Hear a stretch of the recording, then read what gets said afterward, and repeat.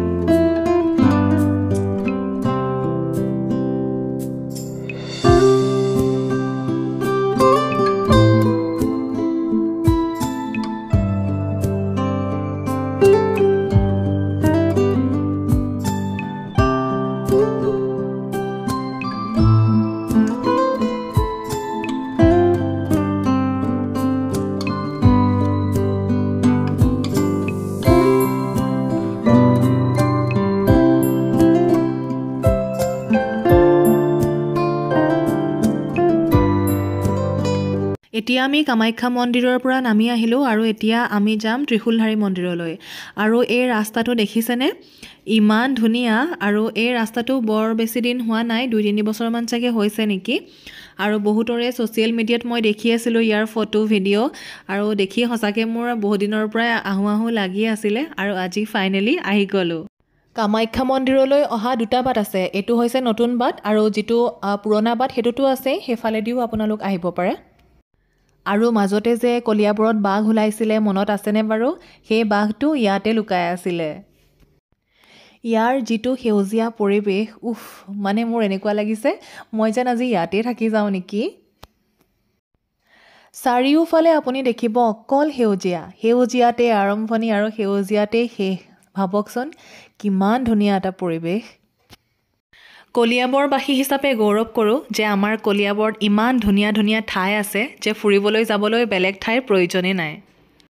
আপোনালোক যদি অহা নাই আহিব দেই আমাৰ কলিয়াবৰখন চাবলৈ।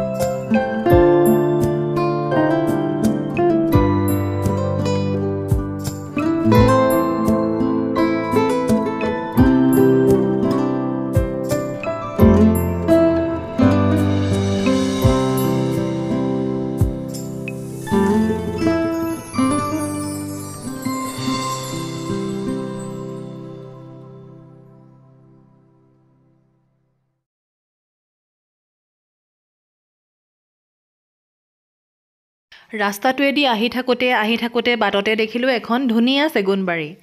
তাতে ফুলো ফুলি আছিলে, গতিকে ভাবিলোঁ ফটো কেইখনমানকে উঠি লওঁ। সেইকাৰণে এয়া ফটো উঠিবলৈ আহিছোঁ আমি।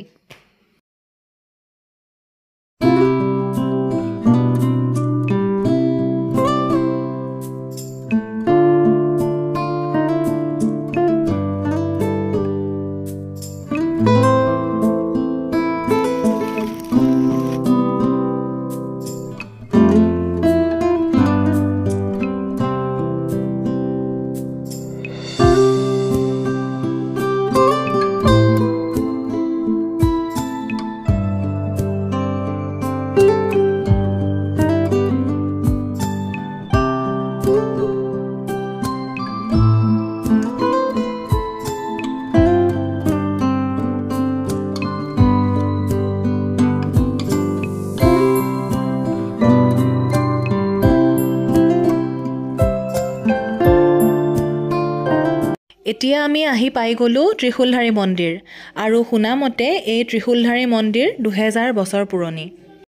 আৰু দেখিছেনে ইয়াৰ পৰিৱেশো কিমান ধুনীয়া। এই মন্দিৰৰ বিশেষত্বটো কি জানেনে? আপোনালোকে যে ভিডিঅ'ত দেখিছে এটা প্ৰকাণ্ড শিল, সেই শিলৰ তলতে ইয়াত পূজা অৰ্চনা কৰা হয়। শুনামতে 1972 চনৰ আগতেই এই শিলটো নিৰ্মাণ কাৰ্যত জড়িত এজন লোকে ভাঙিবৰ কাৰণে আহিছিলে। এই শিলটো কেইবাবাৰো বোম দি ভাঙিবৰ কাৰণে চেষ্টা কৰিছিল যদিও ভাঙিব নোৱাৰিলে।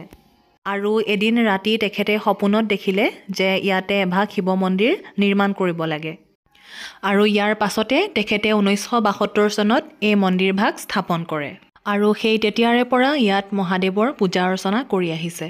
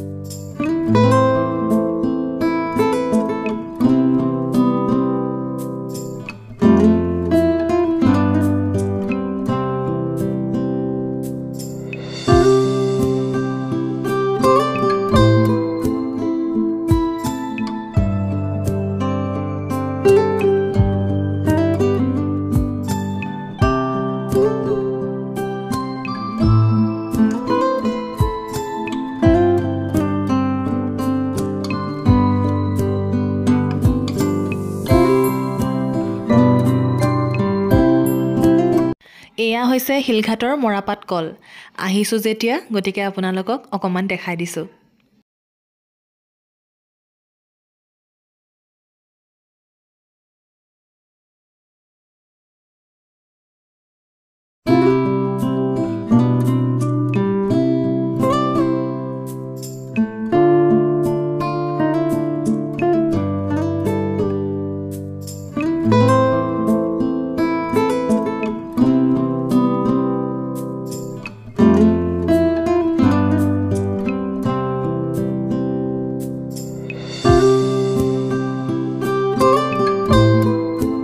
মন্দিৰ দৰ্শন কৰি হৈ গ'ল আৰু এতিয়া আমি যাওঁ ঘৰলৈ আৰু ঘৰলৈ যোৱাৰ আগে আগে প্ৰীতে পানীপুৰি যিহেতু দেখিলে গতিকে পানীপুৰিৰ সোৱাদ ল'লে আৰু আজিৰ ভিডিঅ'টো চাই বাৰু আপোনালোকে কেনেকুৱা পালে যদি ভাল পালে তেন্তে লাইক কমেণ্ট আৰু শ্বেয়াৰ কৰিব আৰু লগতে যিসকলে এতিয়াও মোৰ চেনেলটো ছাবস্ক্ৰাইব কৰা নাই তেওঁলোকে প্লিজ মোৰ চেনেলটো ছাবস্ক্ৰাইব কৰি দিব ঠিক আছে তেন্তে আজিলৈ আহিছোঁ পুনৰ আকৌ নতুন এটা ভিডিঅ' লৈ আহিম বাই